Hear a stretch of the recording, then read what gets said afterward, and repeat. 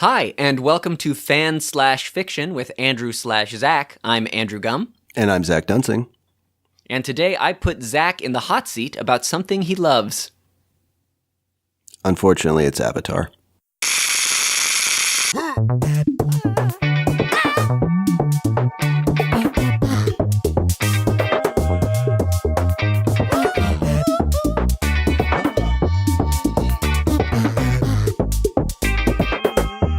Yeah, man, well, how are you? I mean, we haven't spoken in a long time, and I'm losing my mind, so it's been a while.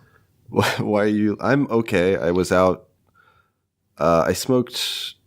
I don't smoke that many cigarettes anymore, but I smoked too many last night. So this might be the first podcast where I have to counterbalance the sound to cut out all my wheezing. Well, you do definitely have the smoker's rasp. You're down like a whole octave. It's very exciting. Oh, interesting. Sexy. Yeah. It's very sexy. Well, we usually don't record in the morning either. Yeah. I'm caffeinated and ready myself, but what I've been doing is I'm doing this 2-person show called Dancing Lessons, and so for the last 2 months, especially during rehearsal, I was working full-time teaching and then doing rehearsal till 11 and then working all day teaching and then doing rehearsal till 11, and then performances have been every weekend night. Oh boy. Uh-huh. So get it together, Andrew. Yeah, it's been intense and is making me reevaluate all my choices. So, well, thanks for making time to talk to me today. Yeah. I worked with 120 students on Tuesday, not all at once, but it was like 30 students back to back to back. There was this event at Lipscomb University where they had the author of Hidden Figures came and spoke. Oh, cool. Yeah, so we did a little stop rocket project because, it's all about math and trajectory in NASA. So that's awesome. Yeah, it was cool. It was like we just they trucked a bunch of kids in and we made a bunch of paper rockets really quickly and launched all of them, and then they trucked them out and they brought more kids in, and there was a ton of Krispy Kreme donuts. Well, that sounds like everything I like. Yeah. Like space and science and donuts and large groups of students trying to act like they're interested. Yeah. I like that. Well, also on Friday, I had to teach a podcasting workshop to my peers, like to other people who work at the library. And look at you, well, local expert in a field. Well, what's funny about that is that I quickly realized that the way we record is nowhere near how you would actually go about doing it, because you're remote and the way we mix all of it is just doesn't make any sense. Really? Well, what are we doing wrong? Well, I leave all that to you, so I never thought about it. We're not doing anything wrong for us, but most people's setup wouldn't be like this. So when I got into trying to explain how I do it, I was like, well, this is how I do it, but there's no reason why you would do it that way. And it also there's only so much I could say about my own podcast, because it's I don't want to drive traffic from my coworkers to our podcast, right? Because somewhere in there somebody said lasagna tits or calzone tits. Calzone tits. That's what it is. Yeah.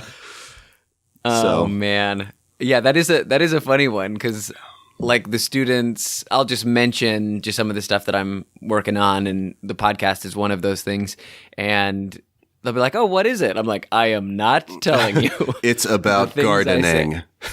Yeah. Look it up. It's Andrew/Zach/gardens / posies. That's a plant. Yeah. Sure. Yeah. All right, Zach. So what are we here to do today? Well, as the audience may or may not know, or may not have noticed, I tend to bring up the film James Cameron's Avatar fairly frequently on the show. I've noticed. As a fan of that film,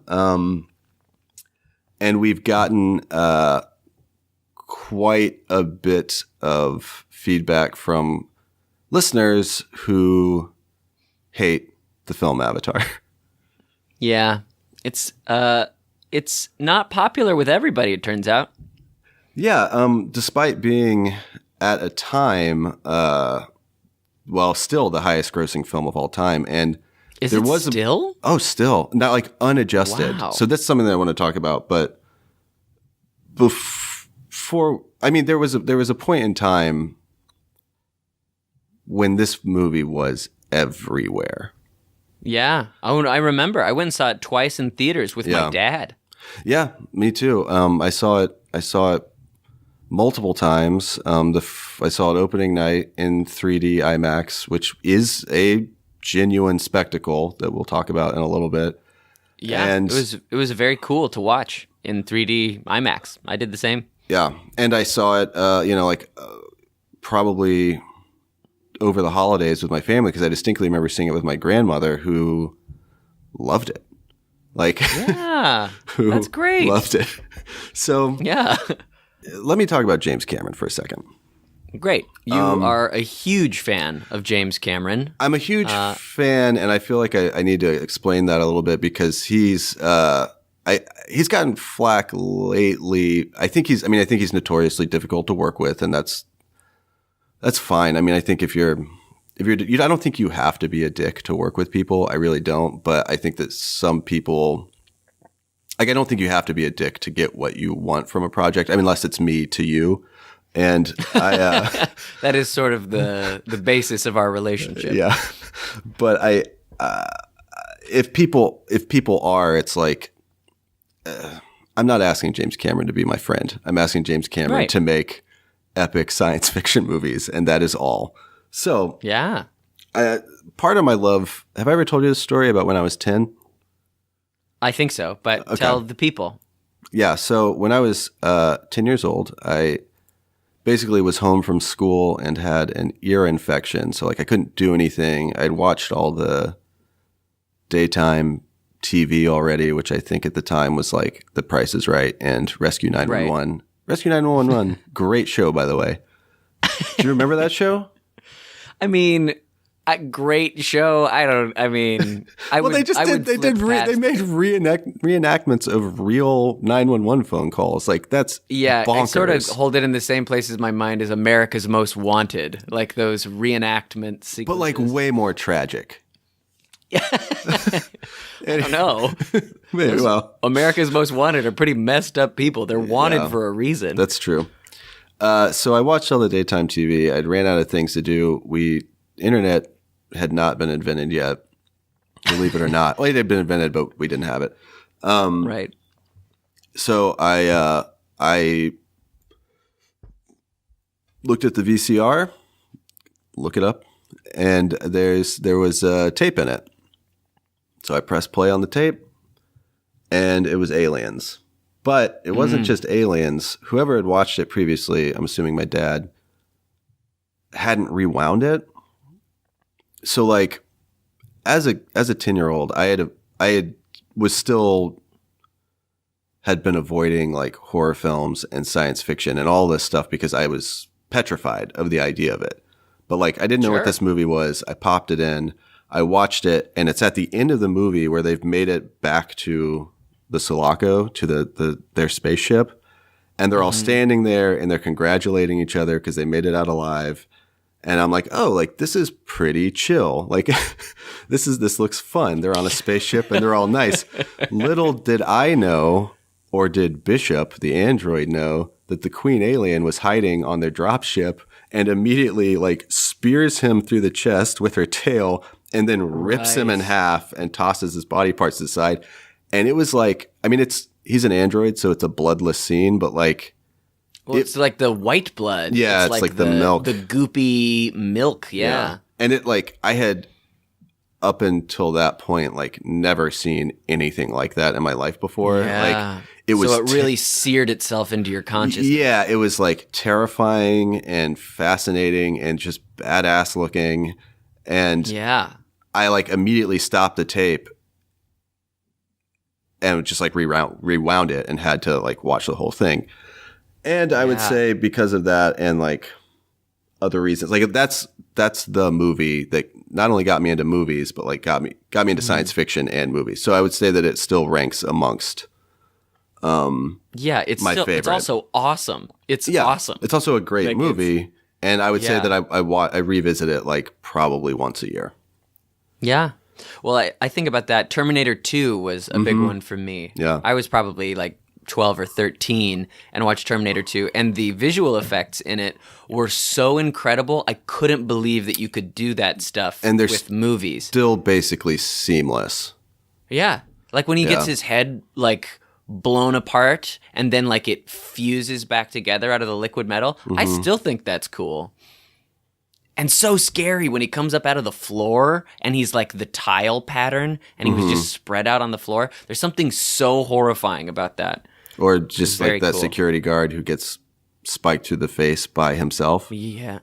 Yeah. So, like just like the finger, like right through the eye. It was really intense. Those films are masterpieces. Yeah. So I understand your love of James Cameron. Well, I share. Yeah. Like some of those early, especially when I was a kid, those were the things that got me into science fiction as well. And just this kind of like that there are possibilities within fictional worlds that are like really, really cool and I'm into it. Yeah. You know? So also, I think now we need to talk about Titanic, which weirdly enough, I didn't see Titanic until about 3 years ago. What? Yeah, it's really good. Yeah, it is really good. I also watched that when I was 13 with my friend Brenna Becker and felt very shy because Brenna was a girl. Yeah. And when I saw Kate Winslet mostly nude, that was one of the first times I'd ever seen a woman mostly nude. And I was sitting next to my friend Brenna feeling both excited and uncomfortable. Yeah. Yeah, I heard a lot of stories like that when I was young, and I think maybe that's why I never saw Titanic. So anyways, I think it's important to, like, before Avatar, the highest grossing film of all time was Titanic, the highest grossing film of all time. So, and I think it's like, what we forget about Titanic is that when it came out, it was, everybody projected it to be a disaster, both literally and figuratively. See what you did. And it so much so that James Cameron actually forfeit his like $7 or $8 million directing fee for the film because he didn't think it was going to. He didn't think it was going to be successful. He made the movie the way he wanted to make it. The shoot was a notoriously like difficult, strenuous shoot. And it ended up being that movie was everywhere, and it ended up being like everybody's favorite movie for like 2 straight years, and it just kept running in theaters forever. So what do you do when you make the like highest grossing film of all time? If you're James Cameron, you spend the next like 15 years developing the technology to make the movie you want to make, right? Right. So how much do you know about like the technology that was developed for the film Avatar? Well, what I know is that the motion capture technology that we have now is largely because of Avatar. Like, yes, well, yeah, a lot of so the big thing, so the 2 big things that they did for that film that took so long to develop is that he wanted to make a movie that had fully realized like CGI motion capture characters in it.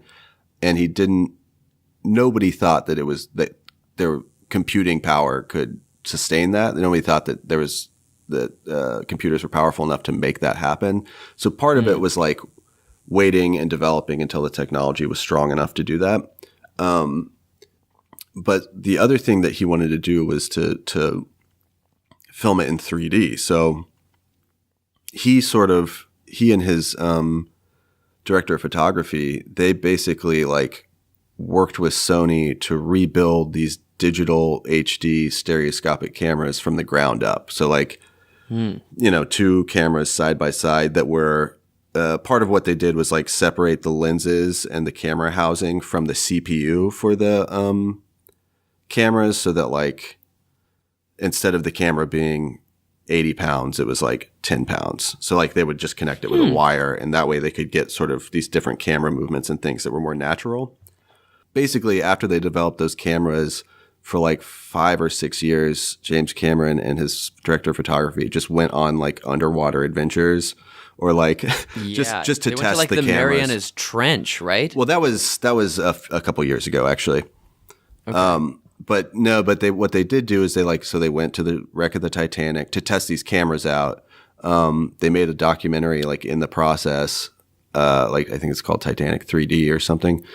And they like the first camera test that they did for these cameras, instead of like just shooting like an actor on a stage or whatever, they like James Cameron rented I think it's a B-51 or whatever, like a World War II bomber, and basically went up and like fired 50 caliber blanks and just filmed it just to like, test to see if it was a realistic 3D. Of course.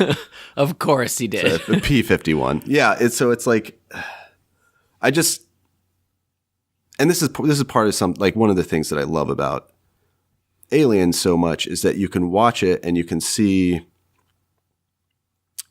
all of these really clever and like groundbreaking special effects that are a part of the story. And like when you watch all of his movies, like from Alien to The Abyss to Titanic or Terminator 2 to Titanic, like you can see how creating technology and a way of filming drives him in the movies that he makes. So then that all culminated with Avatar. And the thing with the motion capture that they developed was basically like the idea that you would, instead of putting all these dots on a person's face and then filming it from afar, you actually like mount a camera like right in front of their face.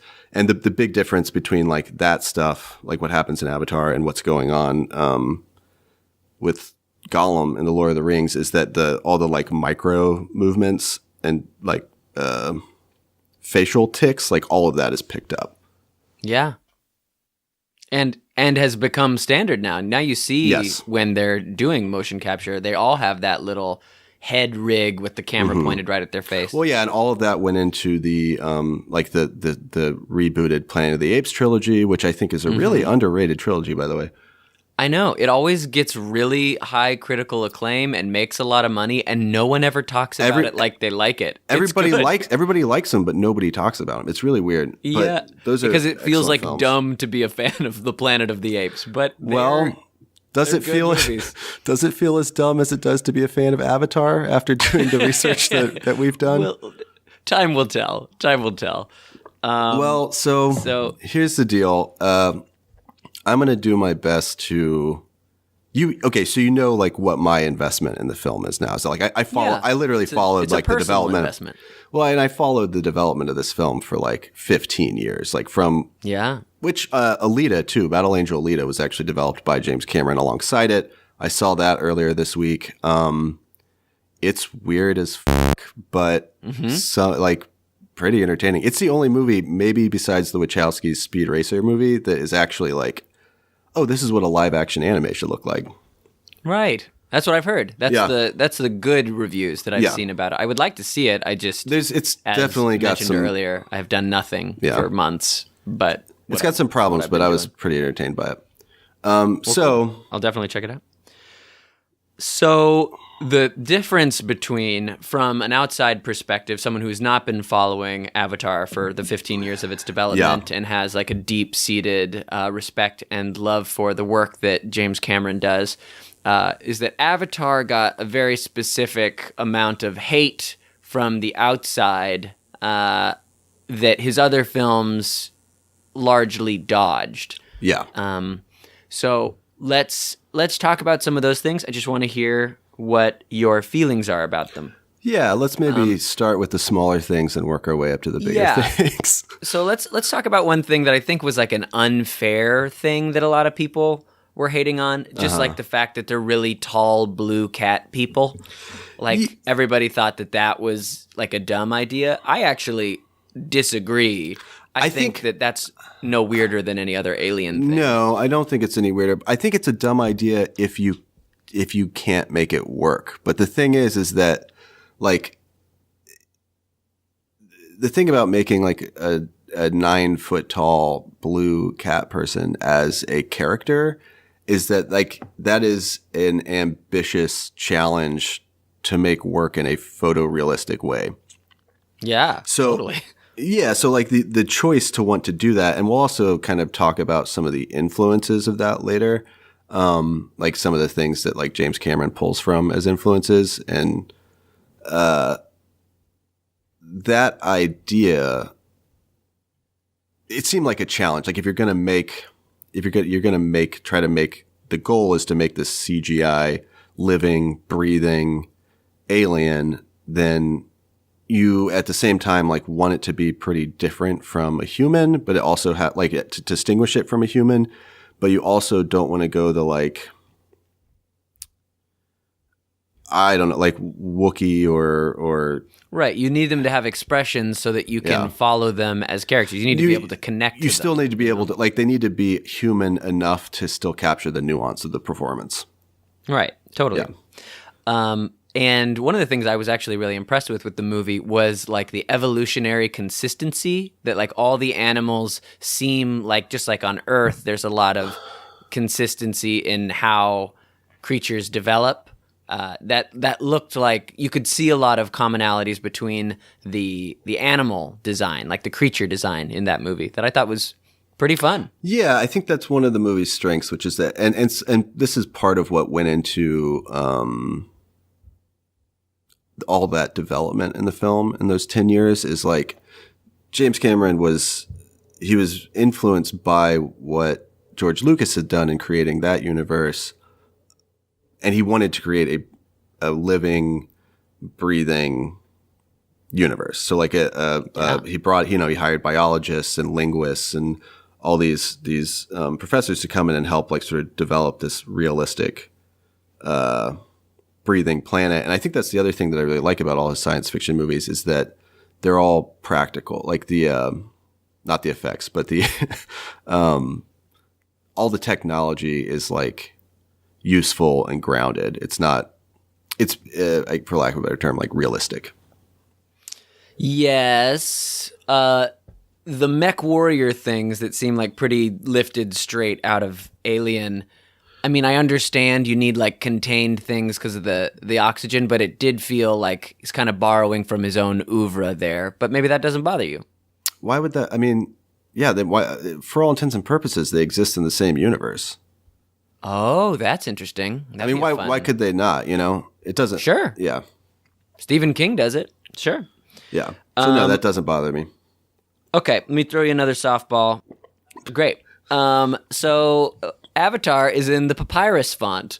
How do you feel about that?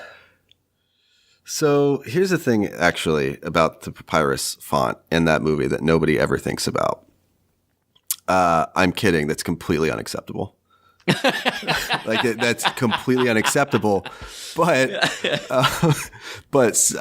since I don't know if you ever saw that Saturday Night Live bit about papyrus with Ryan Gosling. So basically, like 2 weeks after that hit the internet, they announced that like they had created a whole new font to use for all the Avatar sequels, and that they were no longer using papyrus. Yeah. So thank you, Mr. Gosling. You can't really recover from that because that's all people are going to see when they see the font, which is not the point of a font. There are certain things there are certain choices like that, like the papyrus, and I would say the like closing credit song in the film that are like I have the decision to do that is baffling.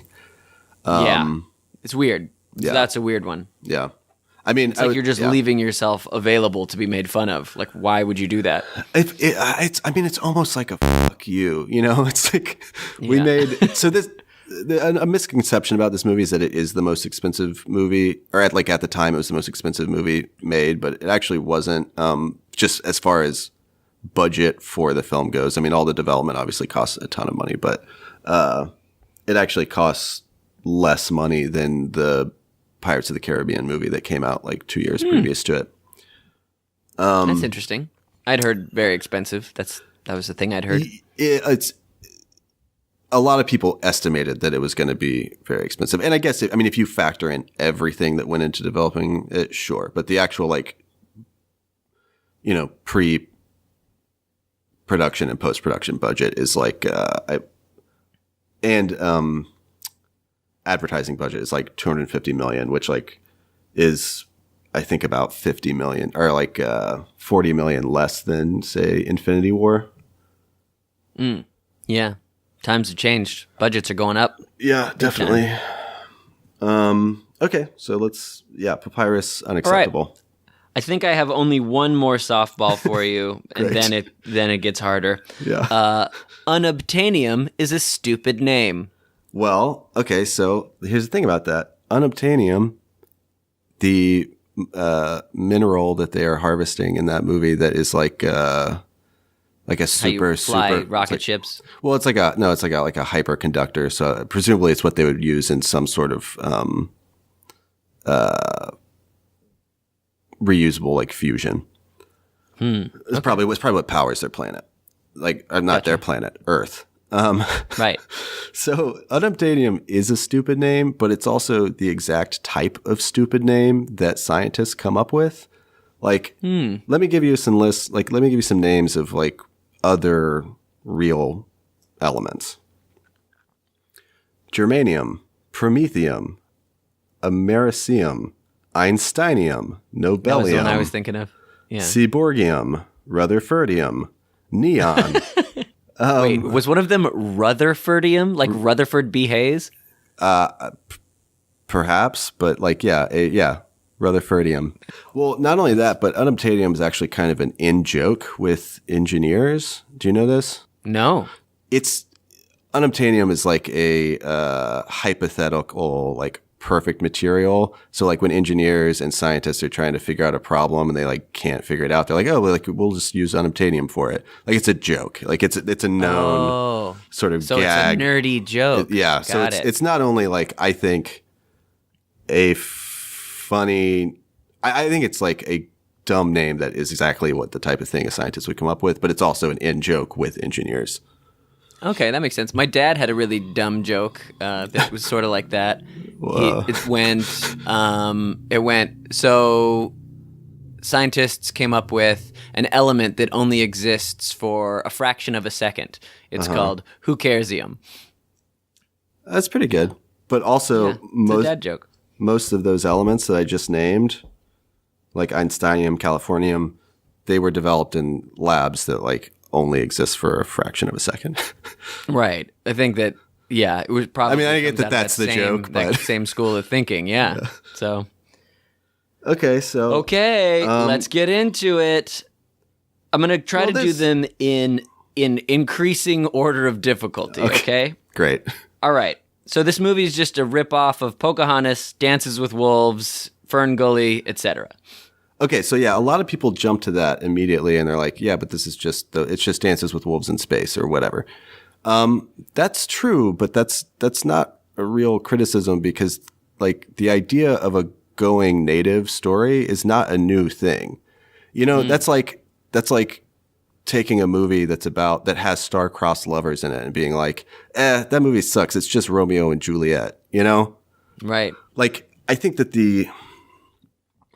there are things that are inherently problematic about a going native story. Mm-hmm. But the fact that it is a going native story is not it is Fern Gully, it is Pocahontas, it is Dances with Wolves, but those, it is Lawrence of Arabia, it's Dune. There is a tradition of that as a story, as a type of story. Yeah. Which, and again, since you're diving into that, let's dive into the problematic thing about those kind of stories, right, which is the white savior problem. Yeah. So this is the biggest problem with this movie in general, which is not only that it's like, yeah, a white dude comes in and works with natives and then becomes their leader and their savior. Like, that's f***ed up. But also, also the white dude who they picked to do that is totally uninteresting. Like, Yeah. another problem with this film that a lot of people complain about is like how cookie cutter the characters are and how bad the dialogue is. And Yeah. I would say that yes, they are mostly one dimensional, and they are, and the dialogue is, a lot of it is pretty dumb, but it's not worse or stupider than any other movie that came out like at that scale in 2009. Like, it's still a consistently like believable universe, I guess. So Yeah. It feels like it's in the adventure movie theme of the kinds of things adventure movie characters say. yeah, let me just tell you some of the other movies that came out that year, and then we'll circle back to the white savior thing. Okay. Because I want to talk about that for a bit. But so compared to, these are in descending order of success, but compared to other movies that came out that year, like, you be the judge of whether or not the dialogue and characters in Avatar are bad. Cool. I like this. Let's do it. Transformers: Revenge of the Fallen. Oof. I'm pretty sure a robot urinates on somebody Like in that peas film. motor oil, and then Yeah. there's like balls. He's got like Oh no, wait, wrecking that ball that one balls. has the wrecking ball balls. It's the first movie where not great. yeah. Harry Potter and the Half-Blood Prince. Great, loved it. No problems there. Solid film. Solid. Yeah. Twilight New Moon. Oh yeah, problems there. Up, saddest movie of all time. Oh, saddest 15 minutes of my life. Yeah. Star Trek. Which one? The first one? Yeah, the reboot. Oh, that's a fun one. That's a pretty decent movie. Yeah, so I mean, that's to say, I hear what like, you're saying. There's all the other problematic, kind of dumb dialogue things that are going on at the same time, other than Harry Potter, which is a perfect film, and everybody loved it because it's great. Because it's great. So to go back, like, so yeah, the biggest problem with the movie is that we're filtered through.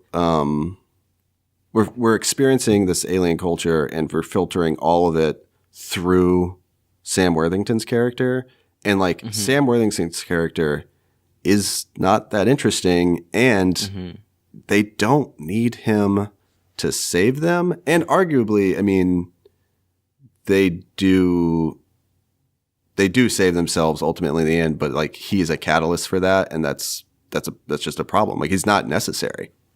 Right.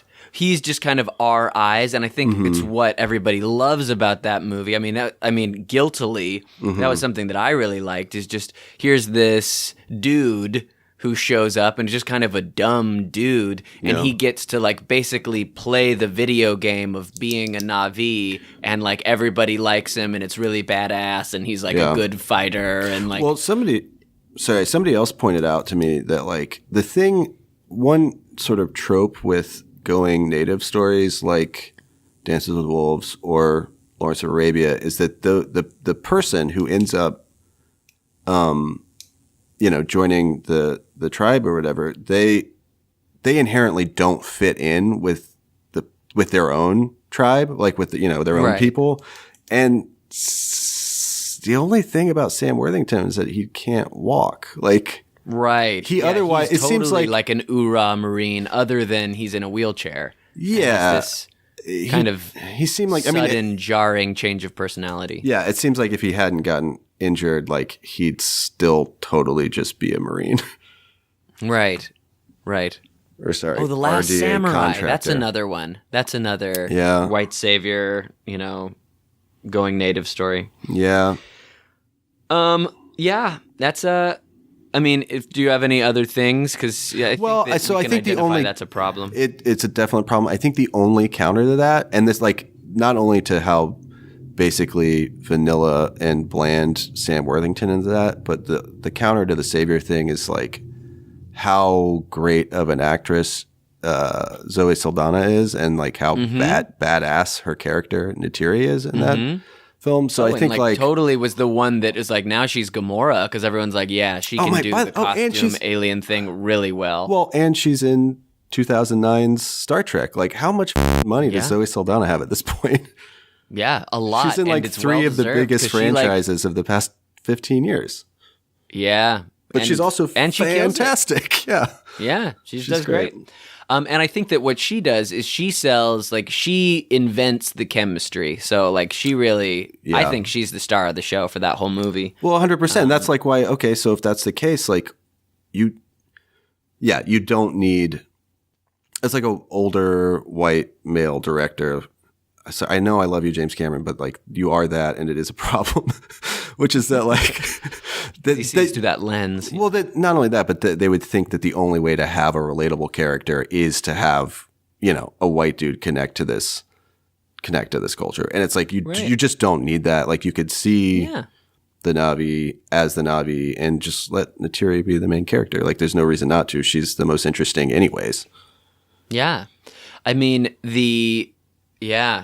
the narrative of like stepping into their literal skin and like feeling what it's like to be. I mean, there are cool things to be said about that. Like there are cool things about you feel more at home in a different body than your own body. There are all kinds of good conversations that don't really seem like they happen in that movie. Yeah, and there's like, so going back to that world building that I think is really impressive with that movie, there's also a weird element to it that is kind of that is just problematic, where like the Na'vi and their whole culture is seemingly just this like kind of hodgepodge of a bunch of different cultures. Right. And it's weird. I mean, they get compared to Native American culture a lot. Yeah, but there's a lot of like, I think there's a lot of like Asian influences in there as well. But it's all over. It's like he just sort of like cherry picked like all these interesting elements of different cultures and amalgamized them into his quote unquote alien race. And that's like also a really weird and kind of thing to do. Yeah, because it's like instead of culturally appropriating like a real group, like just grabbing a bunch of stuff from other groups and kind of creating this hodgepodge of cultural appropriation. Well, it's like it makes it vaguer because it's not one specific group, and therefore like maybe harder to pin down. But it's like it's just as much of a problem as any sort of like as just, you know, appropriating something from any group. And it's like, and I mean, I think that would be. I mean, I think that. In a superficial way, there's like a pretty diverse cast there, but for the most part, like all of the lead humans are white, and all of the lead Na'vi are people of color, and it's like it just further like brings that whole problem into relief, I think. Yeah, and I think that there's potential there for that to be interesting. It's like literally you got these white cast of colonizers coming in and understanding that the people that they're colonizing are people, and that maybe we shouldn't be colonizers. So it's like a lot of that white guilt thing. Yeah. And it's like, it's really close. And I feel like when I watch it, it's really close to saying a lot of really good things. It's just... It's still the highest grossing film of all time. So it's like you can only... it's still vanilla. Like, you know, it's still so... Like it does...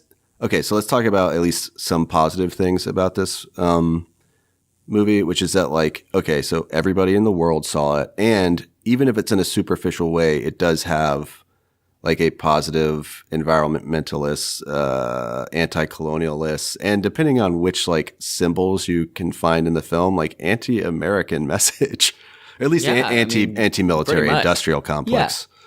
Yeah. Totally. And that, you know, I would not say that the film grapples with anything complex about those ideas, but it's at least very clear about where it stands on that. And for a movie that basically everybody saw, I think that's important.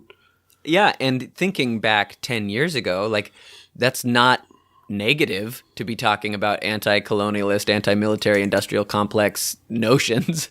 I mean, we are even now running into all the ways that we are backwards in our thinking.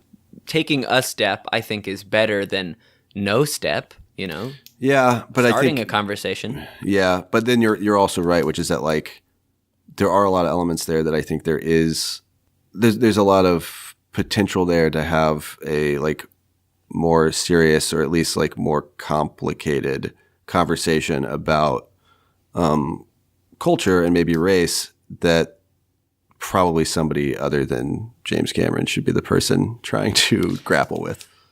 Yeah, or, you know, he's got a great technical mind, and that's a hard one because it's like, even if you are trying so hard to step out and recognize the problems with the culture, we are products of it. You know, everybody is carrying their own, their own experience, and so you can try your hardest not to carry that experience into the things that you make, but it's almost impossible not to, because all your thoughts are coming through the filter of your life and your experience. And if you're a wealthy, white, rich man director, even if you're trying to tell a really like important story in your own mind that is critical of like the power structures that you benefit from, you're still doing it from that position, you know?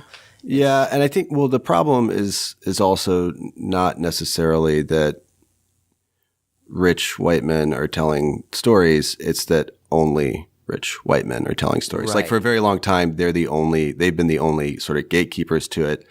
And just across the board, like we need to hear and see more of everybody's, version of their experience, because yeah. Which is why fan fiction's so important. You're welcome, so listeners. Fan fiction. So I want to talk briefly about the Avatar sequels, and then okay. Before you do that, there's one more thing. There's one more thing that I just need to talk about with this movie that nobody ever talks about, that I can't believe nobody ever talks about, and it's the fact that they all have those little in their braids. They have the little tentacles that interface with the little tentacles on every other thing on the planet, and that's how they communicate, like soul to soul, right? Okay. So then there's the sex scene between Jake and Zoe Saldana's character. Yeah. And they just have sex and they don't put their braids together. Why not? That's stupid. Andrew, I kind of knew you were going to bring this up, so I watched that scene before we started recording. Yeah. They 100% put their braids together. They don't. They 100% put their braids together and climax. Like, no. Dude, I watched it. I rewatched it. No, I rewatched dude, it. I watched it 20 minutes ago. Did you? Is it a clip online? Can you send it to me? Yes. It's they do? They like, get down on their knees and they get close together and then they hold their braids together and those weird little tentacles connect and they both like get wide-eyed and like gasp, basically. Oh. Sorry, man. Dang it. Well, then that's great. Good job, James Cameron. That, of course they would, because that's definitely, you're having sex with the whole world, and the sexual energy and spirit energy is the same thing. Okay, cool. Well, I'm wrong. All right. That's embarrassing. So, okay. I either missed that. I don't know how I would miss that, because I was bothered that it wasn't there for so long. I haven't seen it in like 10 years, so that's part of it. Well, darn it. Okay. Yeah, the last thing that I had before we move on is just the Deus Ex Machina of Awa coming in and turning like the tide on the whole battle. Do you have any feelings of that? Right. So a lot of people think that whole Yahweh or whatever concept of it being like a literal entity in the film is stupid. I don't think it's that stupid. I mean, it is like the Ex Machina element of it coming in at that point is like, okay, great, whatever. But it's just like pretty, it's like, totally. But I think the idea, because the whole reason, like all the scientists are up there, like the thing that they're trying to study is this like actual like cellular connection between all of the plant life and all of the animal life on the planet. Like that's the main thing they're studying.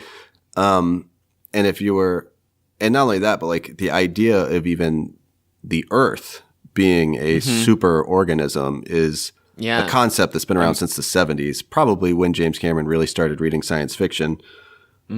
And there's some good there's some good evidence for it. Like yeah. I mean, it's like it's connected by stuff. Yeah, it's a grounded theory. So I think the idea of like a species growing up on a planet that is a more literal superorganism, and the way that would affect them is that they would believe in it as a deity is actually kind of an interesting idea. Yeah. I actually didn't hate that one either. That was just one. It's just a complaint that I've heard in the past. Yeah, definitely. Yeah. So, cool. Talk to me about sequels. For those of you who don't know, there are 4 more sequels to Avatar coming out. That's absurd. I think that's absurd. But it's happening. It's absurd. At least once Fox was acquisitioned by Disney, like they started saying, well, we'll see how the next 2 do, and then maybe we'll make more, maybe we won't. So gotcha. What's interesting about that is that he spent 10 years in between Titanic and Avatar. It's been another 10 years because the first sequel comes out next year. So it'll be 11 years since the first one came out, which means that like the entire Marvel Cinematic Universe's first 3 phases have existed between the first movie and the second movie. That's pretty wild. Which is crazy to think about it. And part of why it's taking so long is that the people who wrote the Planet of the Apes trilogy, he's been working with them to like write all of these sequels that I think stand alone. Like they're all independent of one another. Which is really weird. And that is weird. He's also been further trying to develop the technology. So he's like basically trying to use these new laser projectors so that they can film everything in 60 to 120 frames per second, which is insane. They're also trying to faster than your eyeballs. Well, and he's also trying to get. So, I mean, another thing about this is that like in leading up to the first Avatar, not only to develop all this technology, he got all of the theaters in the country to adapt it, like these giant 3D IMAX projectors to basically get outfitted specifically for this movie. And it's just an insane feat. So now what he's trying to do is the same thing, but he's trying to get them to get outfitted with laser projectors and what are called audio stereoscopic screens, which are basically screens, from what I understand, they're screens that have sort of imperceptible divisions in them, like vertical divisions in them, so that when you're looking at it, you're actually seeing 2 images at once. And basically it's so that you can watch 3D without glasses. 3D? Yeah. Oh, God. That's crazy. It's insane, right? Yeah. So like, obviously I am curious about this and I am interested and I have been following the Avatar sequels, but like the craziest thing about this whole thing is like how much money that movie made, how it was everywhere, and how automatically it was forgotten. Yeah, that's like really true. I mean, 10 years of intervention will definitely make people less keen on an idea. When was the last time you heard somebody say, I'm king of the world? Because it had to have been the last 6 months.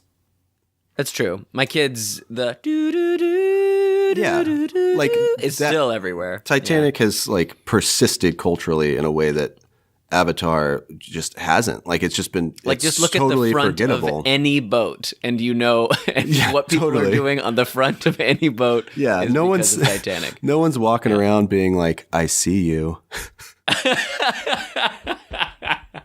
So basically, like no one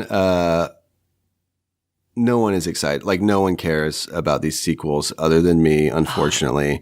But I mean, unfortunately for me, not unfortunately for the sequels. I was just thinking of other cultural things that everybody does. Like for me, anytime I merge into traffic now, I say "witness me." So that's. I say that every time I ejaculate.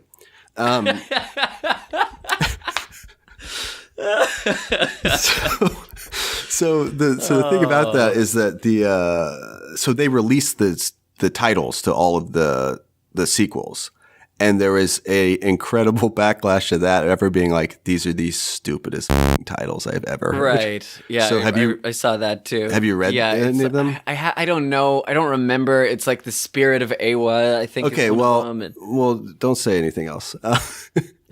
Because This is a podcast. I have to. Shut your mouth. Well, I'm going to. So that's close to one of them, but that wasn't it. But I have all the titles to the sequels, but then I also went to a website that is a random. It's called obscurehub.com and then /SFTG. The SFTG is for Sci-Fi Title Generator.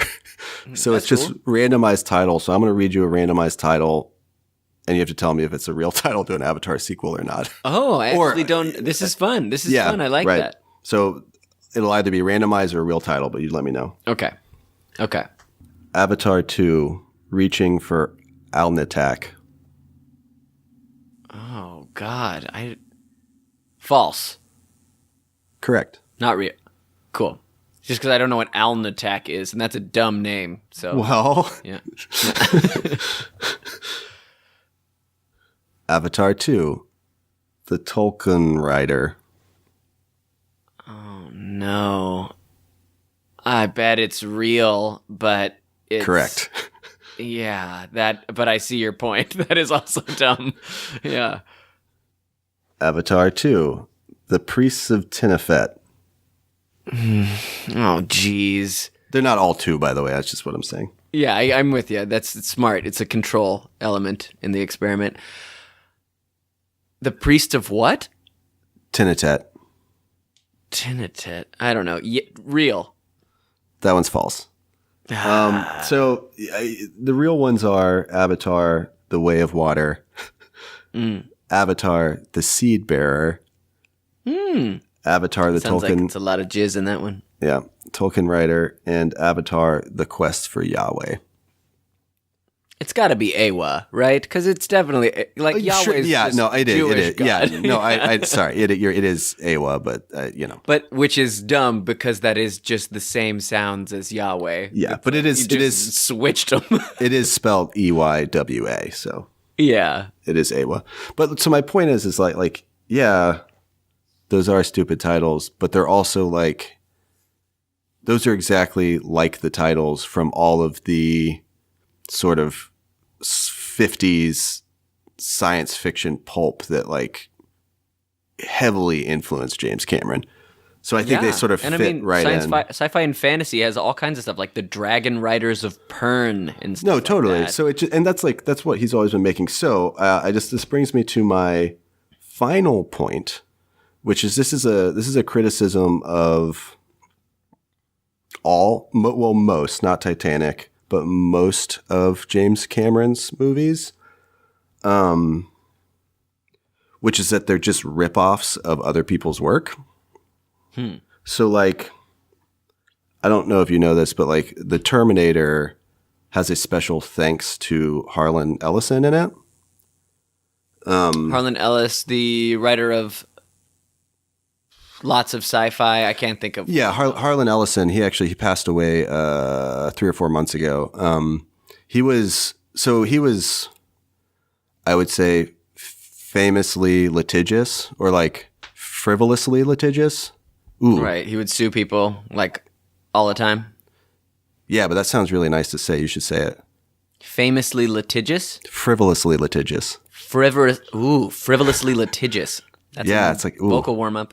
It rolls off the tongue. Anyways, so yeah, so he sued the studio that made Terminator because he said that it was based on two Outer Limits episodes that he had written and one short story called I Have No Mouth and I Must Scream, which is a terrifying short story. But it's just it's about a supercomputer that like basically tortures the last like 5 humans on Earth. But it's like it's he's claiming that that's where the idea of Skynet came from. And then and then there's the Outer Limits episode is called The Soldier. It's about a time traveling soldier, but that's about all it shares in common with Terminator. which is I a just feel lot. like with sci-fi, and this is, I mean, it brings up for fan fiction too. It's like, yeah, there's lots of stories. So, there's lots of stories. So then there's a movie called The Atomic Submarine that's just about an atomic submarine with a bomb that comes into contact with an alien race. Then that's basically what The Abyss is. Yeah. And then there's another story, like novella by Powell Anderson called Call Me Joe, that's about a paraplegic who psychically controls a giant blue person on, on a gaseous or on a moon near a gaseous like giant. No kidding. Yeah, it's that's a weirdly specific one. Well, so here's my question to you. Okay. It seems pretty clear that like a lot of James Cameron's properties are rip-offs of earlier science fiction work or homages to them. Is James Cameron the most successful fan fiction creator of all time? Oh my gosh, look what you did. You buried the lead. Look at you. Buried it Good deep. job, Zach. Or is he just like another white dude who steals stuff and makes money off of it? Right. Well, I mean, that would be in as a Maybe part of both? like the common narrative. It's just like he went legit. What's it called? Like you Filing off the serial numbers? filing off the serial numbers. Yeah, He totally. made fan fiction and then made it just enough. He filed off different that he could go legit. He filed off the serial numbers, but then he still put the gun on a gaseous moon planet with blue people. That's true. Yeah, that's good. Well, yeah. I mean, think about all of the things that he's borrowing from in the tropes. He's dealing with these big universal stories or like these already established science fiction concepts. I mean, yeah, kind of. Kind of, right? Whoa. Yeah. That's interesting. That's interesting. Right? So pretty interesting. Yeah, totally. I was kind of getting the hints of that throughout all this, but yeah, that's a pretty good tie-in to our theme. Mm-hmm. I have a question for you. What's up? After all this, after this discussion, how do you feel about Avatar now, James Cameron, and have your feelings changed at all? My feelings have changed. I have to admit, it's still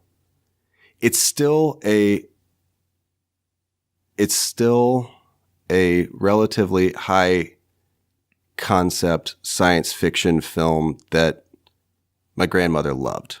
So it does still have a place in my heart. I will say that it doesn't and has never had as much of a place in my heart as Aliens, in that like I revisit Aliens pretty frequently. I don't revisit Avatar that often. So it's more of a guilty pleasure, and that guilt is white guilt. Hey, that's also in Avatar. Yes. Well, I think we did it. Good night, Zach. I see you, Andrew. Oh, I see you too, Zach.